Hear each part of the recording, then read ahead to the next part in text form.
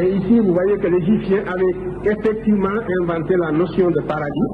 Vous avez pour la première fois représenté dans l'iconographie religieuse le paradis et le sirat al-mustaqim, c'est-à-dire dans le Coran, ce que nous considérons comme l'accès au paradis. Vous avez donc un serpent hideux qui forme un pont au-dessus de l'enfer. L'enfer est représenté, voilà l'enfer avec ses flammes. Et le mort, il est là, il n'est soutenu que par ses actions. Et si le bien l'emporte sur le mal, il pourra affronter ce monstre hideux qui constitue un pont branlant au-dessus de l'enfer qui est suspendu dans le vide. Cette ligne est une simple ligne de niveau. Le serpent est suspendu dans le vide au-dessus de l'enfer et le mort doit passer justement. Il doit suivre, vous voyez, toutes les, vous voyez là, c'est des torsadés, donc il doit suivre les pistes du corps du monstre, qui sont des descentes vertigineuses et des remontées, et ensuite des descentes vertigineuses jusqu'à la fin, et ici la partie solide est coupée, là aussi la partie solide on la retrouve, et entre les deux vous avez ce serpent qui forme un pont hideux, et il faut le traverser pour arriver ici, et quand on arrive là c'est le paradis. Et ceci, c'est à 78 mètres du sol, dans le tombeau du père de Ramsès II, le tombeau de Séti Ier. La photo est floue parce que j'avais fait braquer tous les projecteurs pour ne pas la louper, et c'est pour ça qu'elle est floue comme ça. Mais vous pouvez la retrouver si vous allez en Égypte et si vous visitez dans la vallée des rois, le tombeau de Séti Ier, le père de Ramsès II, et nous sommes en 1300 avant Jésus-Christ.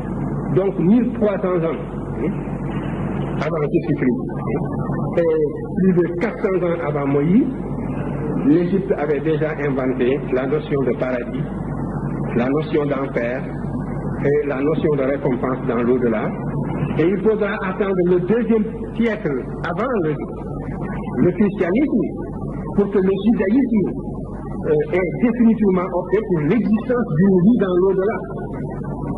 Quand Yahvé parle avec Moïse, il ne parle pas de l'au-delà. Il parle du peuple qu'il a choisi.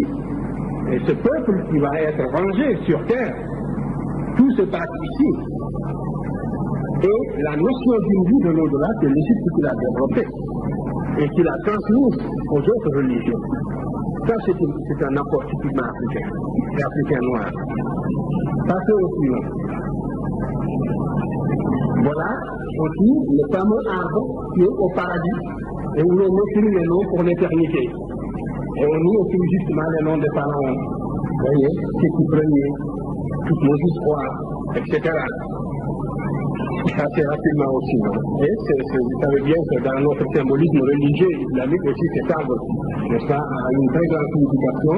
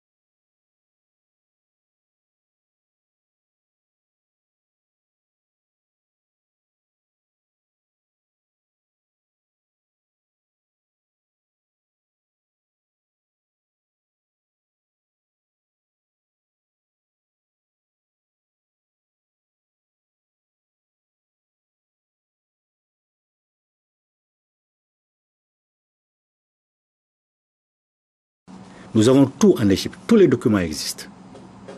Donc des preuves palpables à l'appui.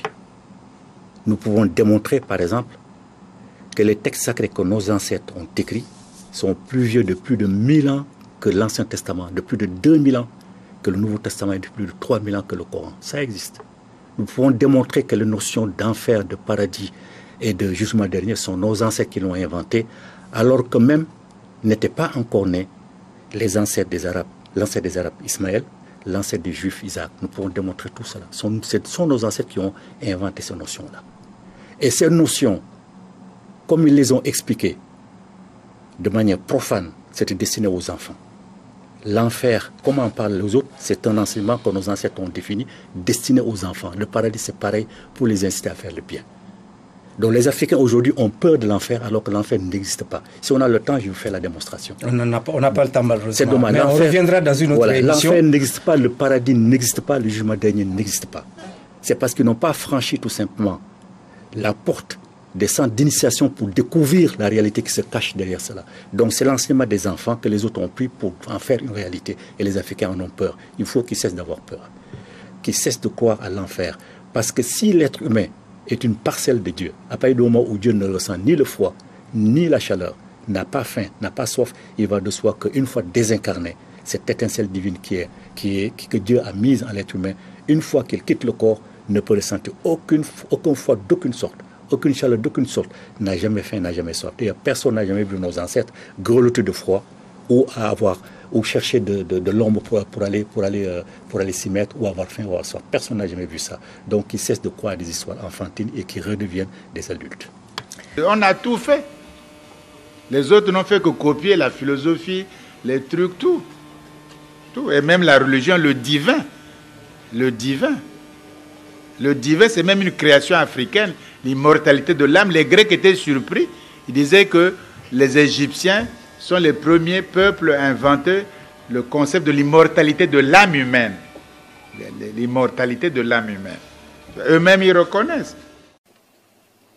Mesdames, Messieurs les chefs d'État et de gouvernement, Mesdames, Messieurs, distingués invités, avant de terminer, je voudrais vous faire part d'un fait vécu au Tchad en rapport avec le thème de notre conférence, à savoir les droits de l'homme, avec un accent particulier sur les droits des femmes.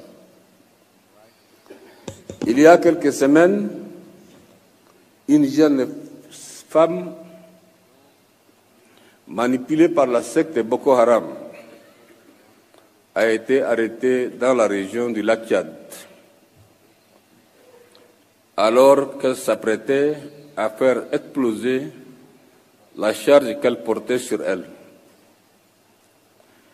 Interrogée sur les raisons de l'acte terroriste qu'elle s'apprêtait à commettre, la jeune femme a déclaré: « On m'a dit qu'après cela, j'irai au paradis. Et alors, j'aurai la latitude de choisir moi-même mon époux. »